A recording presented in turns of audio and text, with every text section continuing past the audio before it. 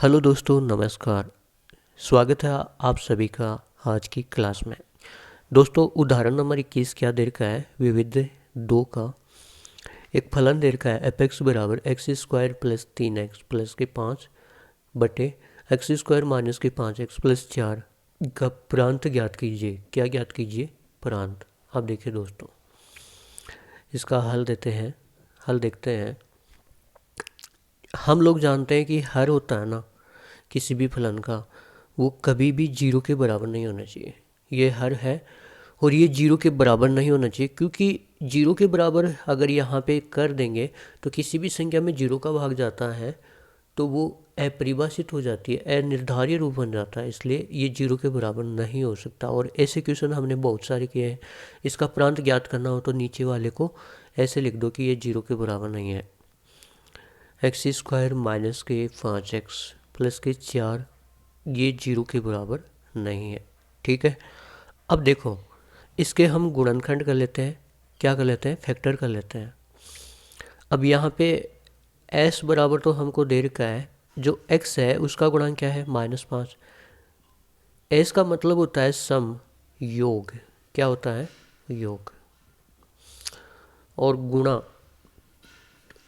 इसका जो गुणा है, प्रोडक्ट है, वो क्या है? 4 और एक्स स्क्वायर का गुणांक कितना? 1। 4 गुणा 1 कितना?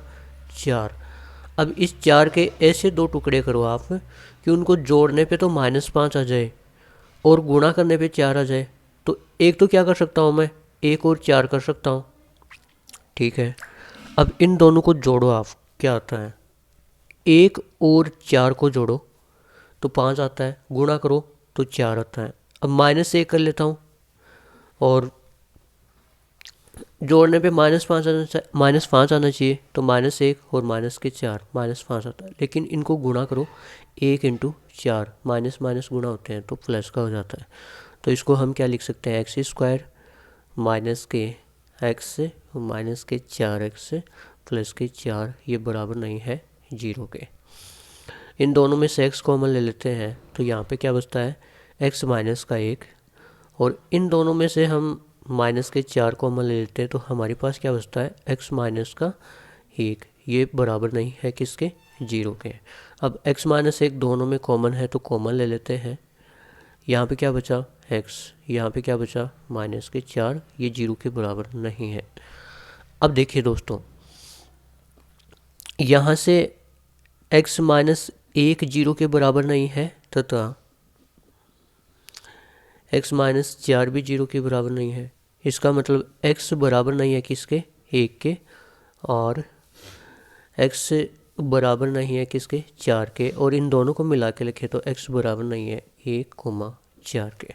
तो x के बराबर हम सब कुछ ले सकते हैं, बस 1 और 4 नहीं ले सकते। प्रांत क्या हो जाएगा? जो सभी की सभी वास्तविक संख्याएं हैं उनमें x के मान हम ले सकते हैं, बस दो नंबर नहीं ले सकते। वो क्या है? 1 और 4। तो इसमें से 1,4 को हटा देंगे तो ये अपना क्या आ जाएगा? प्रांत आ जाएगा। तो ये था उदाहरण नंबर 21। धन्यवाद।